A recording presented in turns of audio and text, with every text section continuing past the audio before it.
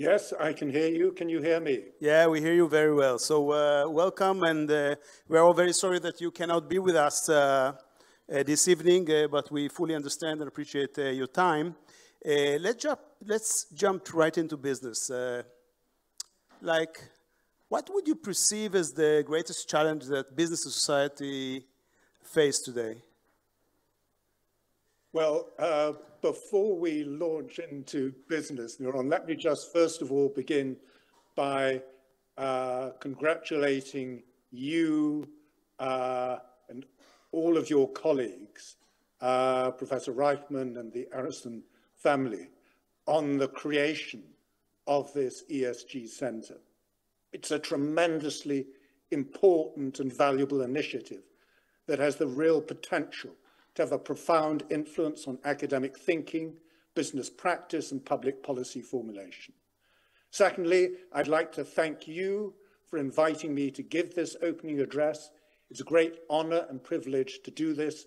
And thirdly, I would like to say how very sorry I am that I cannot be with you in person today, despite my very best efforts to be there.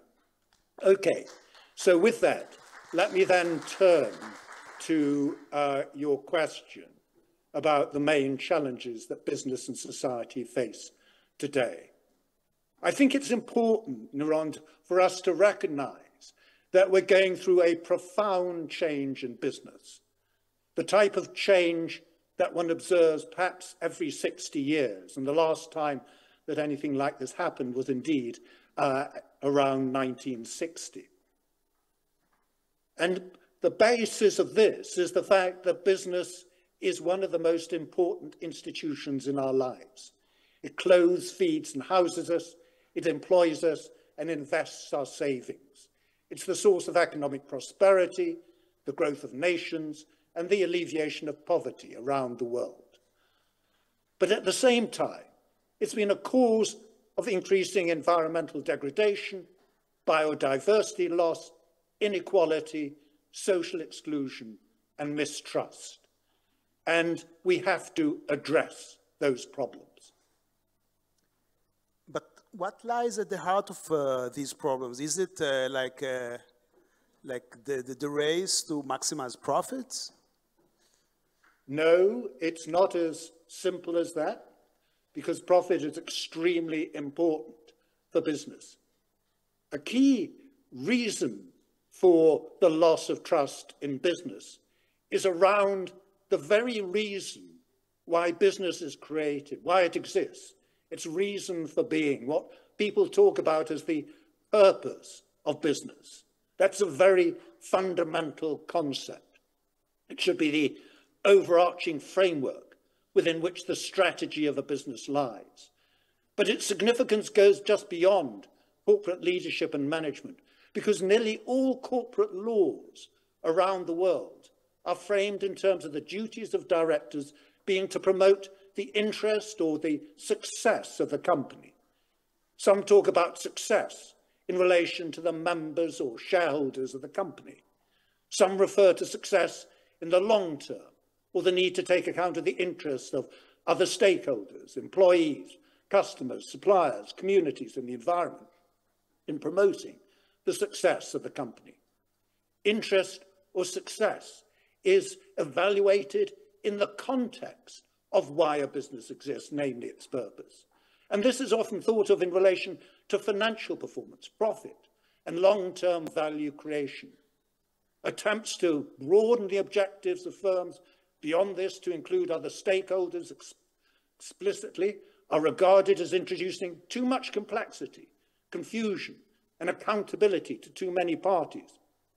Accountability to everyone, it's sometimes said, is accountability to no one. Profit is regarded as lending simplicity and precision to the determination of the interest and success of business, with which other objectives lack. But this raises the central question of what is meant by a profit. And what do you think is meant by profit? Well, let me start off in answering that question by telling you where the word profit derives from. It, of course, comes from the Latin proficere perfectus, to advance and progress. And that is precisely what profit should derive from.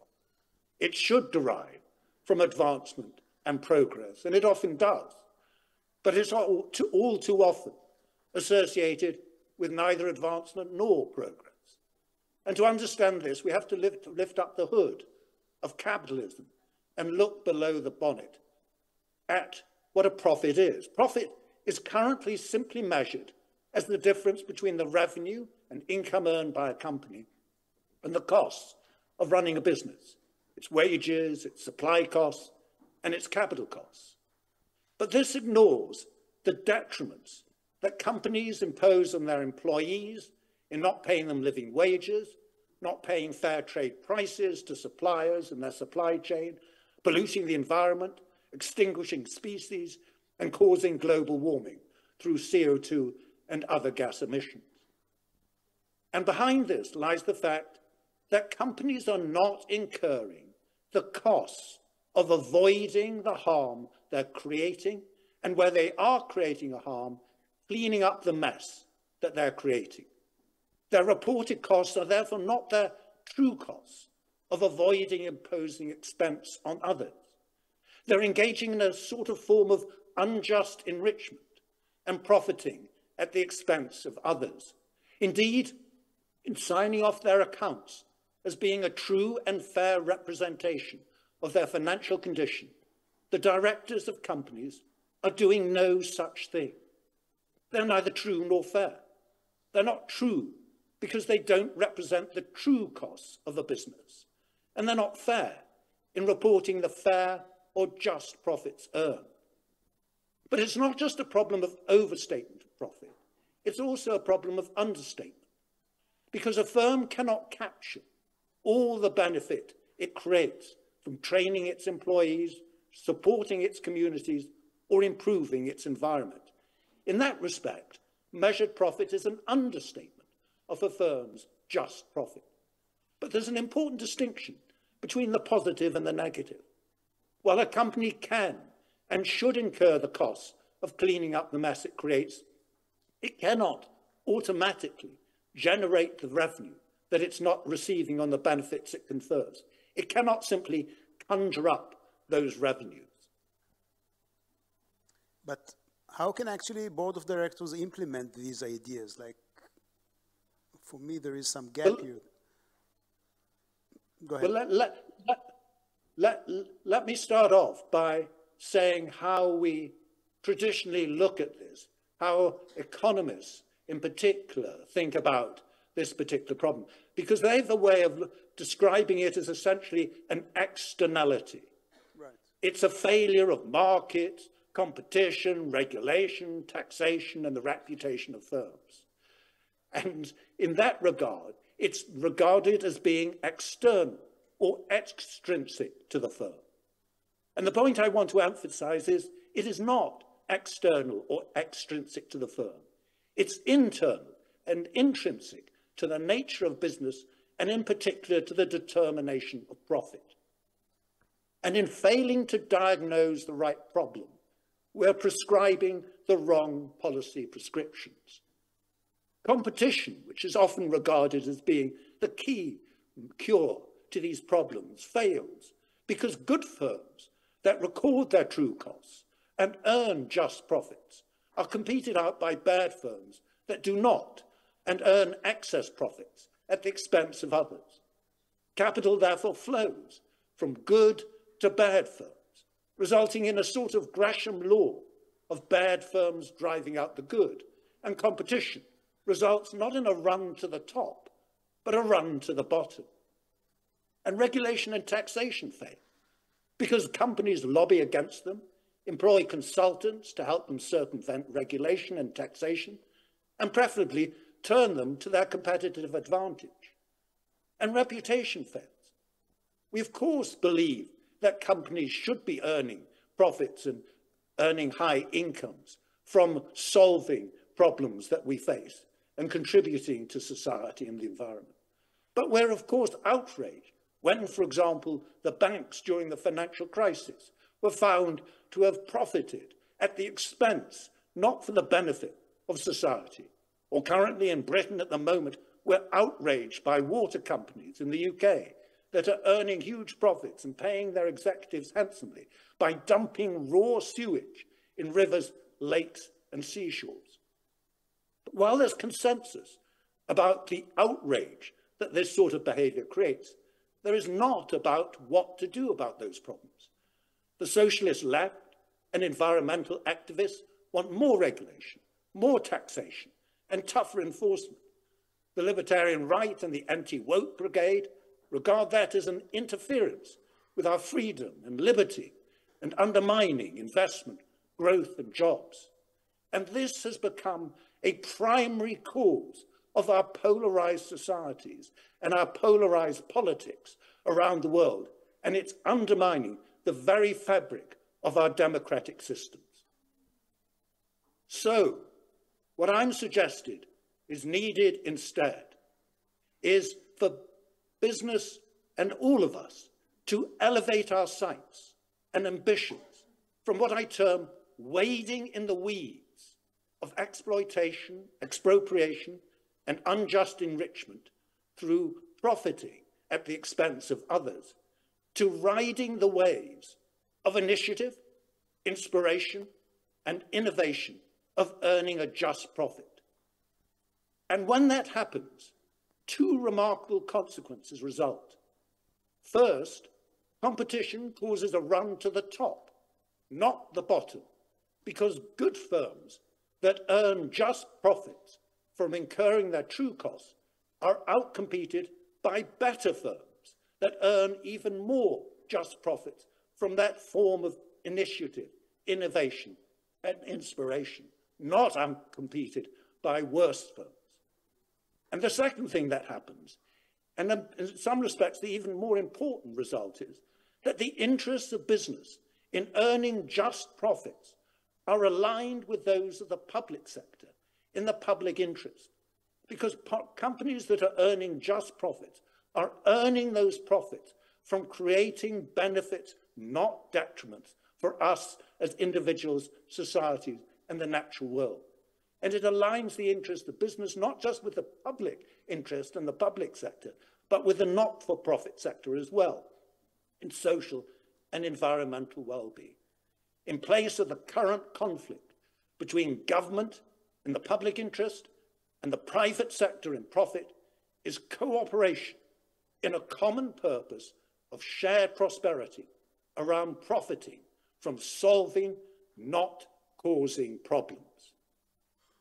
And what I want to briefly talk about is how we actually encourage business to do this. At the heart of it is what I started off by talking about, and that is the nature of the purpose of business, the corporate purpose. What this is suggesting is the real purpose of business is to solve problems, problems that you and I face as individuals, communities, societies, and the natural world. But they have to do so in a particular form, because business is not about charity. It's about hard-nosed business. And therefore, they have to solve these problems in commercially viable, profitable, and value-creating ways. And therefore, the notion of purpose that underpins what I'm talking about, a corporate purpose, is to produce profitable solutions for the problems of people and planet, not profiting from producing problems for either. And if that is the underlying purpose of business, reflected, for example, in company law and corporate law around the world, and the responsibilities recognized not only by the board of directors, but also by the owners of companies, in that case, a profit comes from solving, not creating problems, and the interests of companies in profits are aligned with those of individuals, societies, and the natural world. But is this something that is, sorry, yeah.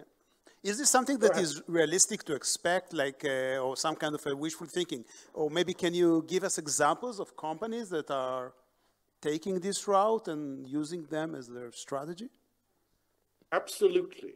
So let me just start off by describing what it takes for companies to actually do this and implement it, because we've been working with companies to help them at the level of boards of some of the largest companies around the world, in Europe, in North America, and elsewhere in the world, to do exactly this.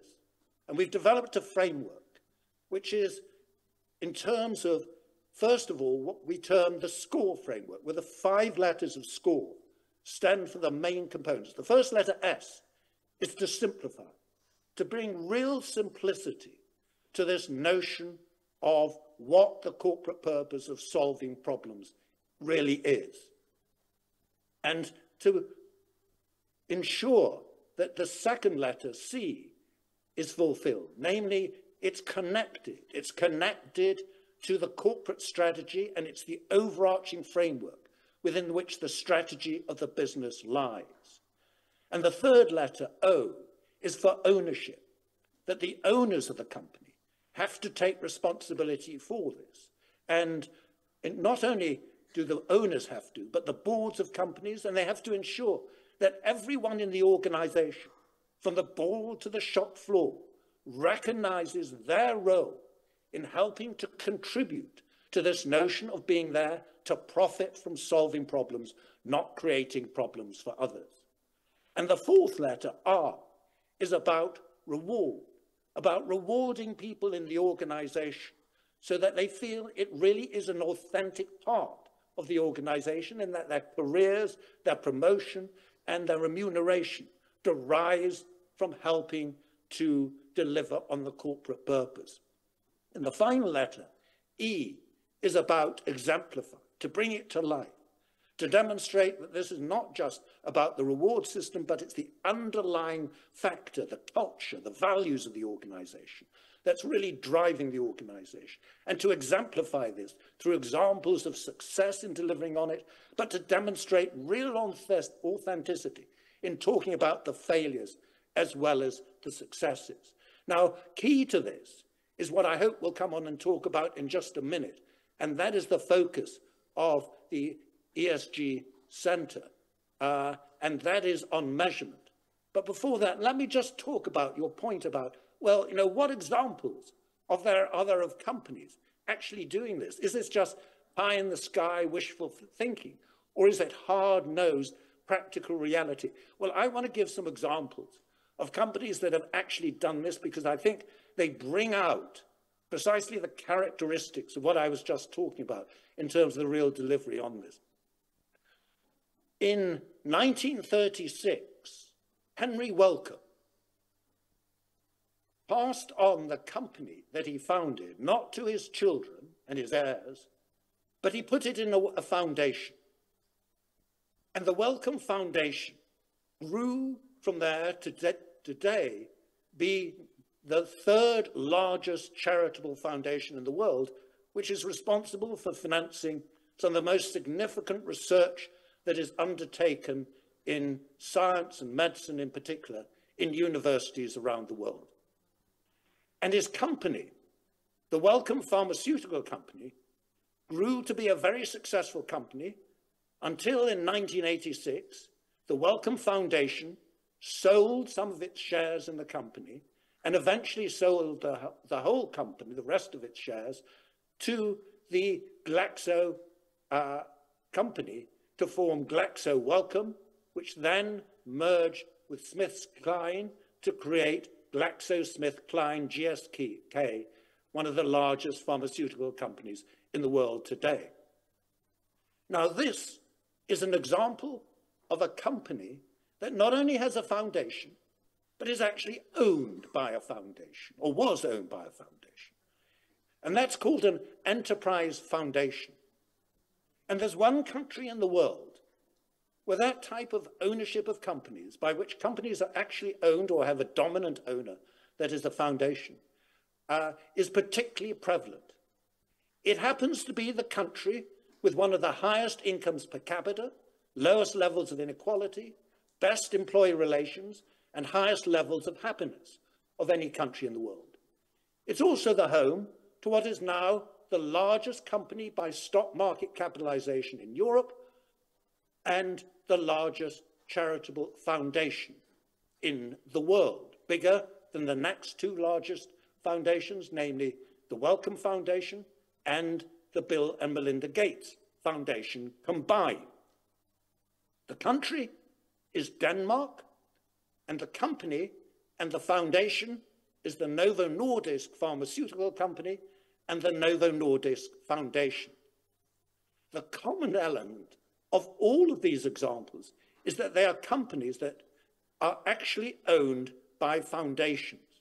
And what those foundations do is create a stability of ownership and a focus of the company of, yes, profiting, but profiting from solving the problem that the foundation has as the roots of its philanthropic activities. In the case of Novo Nordisk, to help treat diabetes around the world.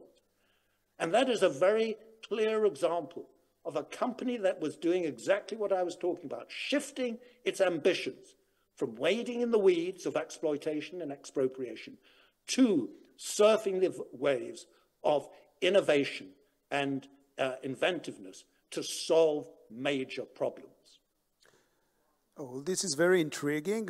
I would like to finalize with a question of, okay, I now get your point, but what does it all take for us at the Harrison Center for ESG in terms of our focus? So let me then emphasize the direction of travel that we're currently moving in very rapidly, and the way in which the Harrison Center on ESG can and I think should position itself in relation to these developments. So it's important to understand what at a policy and practice level is going on.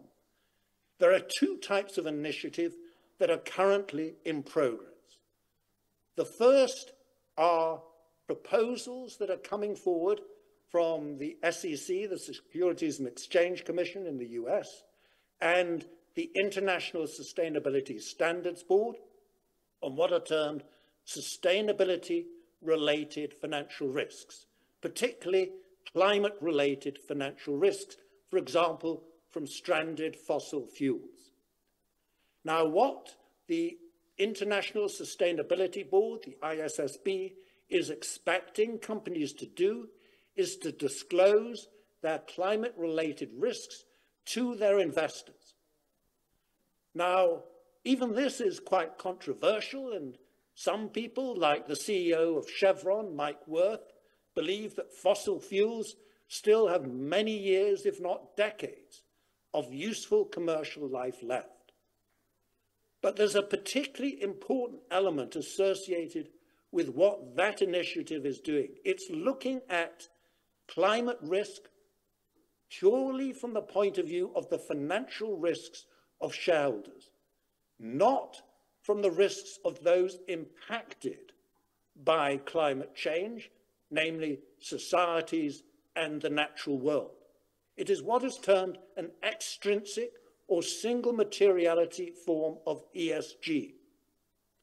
And the problem with that is it doesn't really do what I was talking about, and that is to say, posing the question, what are the true costs of avoiding those detriments? Because it's not posing that question. It's simply saying, what is the impact of climate change on the risks of investors? There's a second initiative that's in progress that is in marked contrast to what the SEC and the ISSB is attempting to do, and that is what the European Union is doing. The European Union is bringing out reporting directives, the CSRD, and a variety of other regulations that are getting companies to report on their environmental and social impacts, but not just their impacts on their shareholders, their investors, but on those who are actually affected. It is what is termed a double materiality, or an intrinsic form of ESG, where it's not just looking at the risks to investors, but the impacts that companies have on you, me, and the world we inhabit. Now that comes much closer to what I have in mind in terms of measuring the true costs of companies. But there's a lot of pushback on all of this in relation to even what the ISSB is doing, but in particular in what the European Union is doing. There are three problems. The first problem is one cannot simply standardize all of these various environmental and social factors, because most of them are not common to all companies. There are some that are common, for example, obviously in relation to CO2 emissions, but many of them are very specific to the particular activities of firms, their locations, their products, their suppliers, and their technology. And what this reflects is that these attempts of measurement are not measuring the purpose of companies or measuring their specific true costs. The second problem is that they're focused very much on detriments and problems caused. And therefore, in the process, they're raising the costs of firms. And what this risks doing is making, for example, EU companies uncompetitive with other companies around the world. So it's opposed by firms. But it's not just opposed by firms in Europe. It's opposed by developing countries, which feel that they won't be able to catch up with the developed world if they have all of these additional costs thrust upon them. And as you know, in the US, it's causing huge divisions between politicians and people who are worried about the implications for jobs and growth. And the third problem with all of this is it's simply too damn complex.